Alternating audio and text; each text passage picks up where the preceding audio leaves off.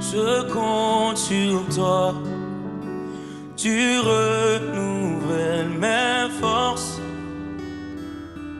Tes promesses sont vraies.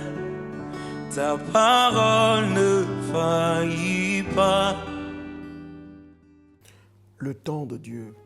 Voici une thématique qui crée beaucoup de confusion dans les esprits des gens. Vous savez, avec Dieu, il ne faudrait pas être trop en avance, il ne faudrait pas être trop en retard. La question que l'on se pose, c'est comment trouver le juste milieu, l'équilibre parfait pour être véritablement dans le temps que Dieu a prévu pour nous.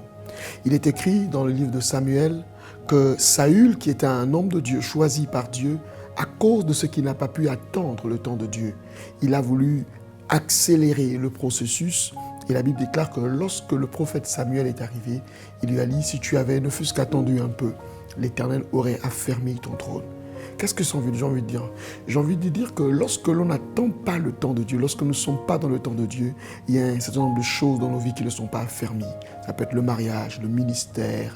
Beaucoup d'autres choses ne sont pas affermies parce que nous ne sommes pas dans le temps de Dieu.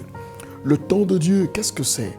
Il est écrit dans le psaume 1 à partir du verset 3 que celui qui ne marche pas en compagnie de mon cœur, il ne s'assied pas avec les méchants, et comme un arbre planté près d'un courant d'eau, la Bible dit, il donne son feuillage en sa saison et tout ce qu'il fait lui réussit.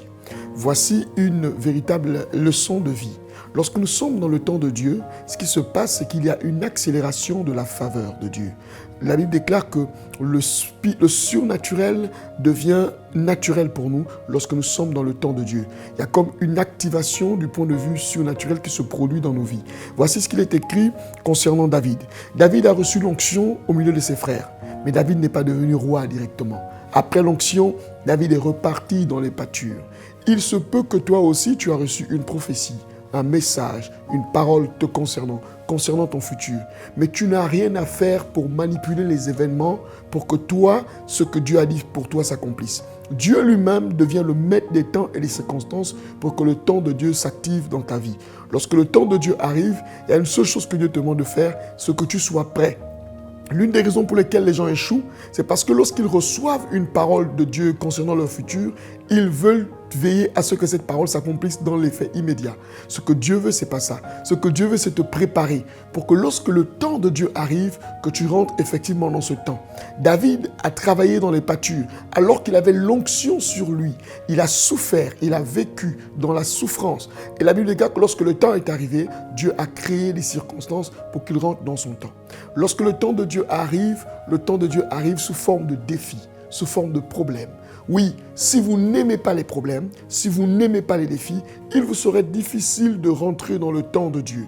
Lorsqu'il va pleuvoir, le signe qu'il va pleuvoir, c'est que les nuages s'obscurcissent. Ainsi, il y a des signes lorsque c'est le temps de Dieu dans nos vies. Et nous devons apprendre à les connaître. L'un des signes majeurs du temps de Dieu, ce sont les défis. Ce sont les problèmes, ce sont les situations difficiles. Lorsque ces situations se présentent à nous, nous voyons que c'est le diable qui vient loger dans nos demeures. Non, c'est simplement des opportunités que Dieu met pour nous, dans nos vies, pour nous permettre de rentrer dans son temps. Goliath était un ennemi élevé, mais Goliath était en fait l'élément déclencheur du processus du temps de Dieu dans la vie de David. Parfois, Dieu amène des problèmes dans ta vie simplement pour te révéler, pour révéler ton temps.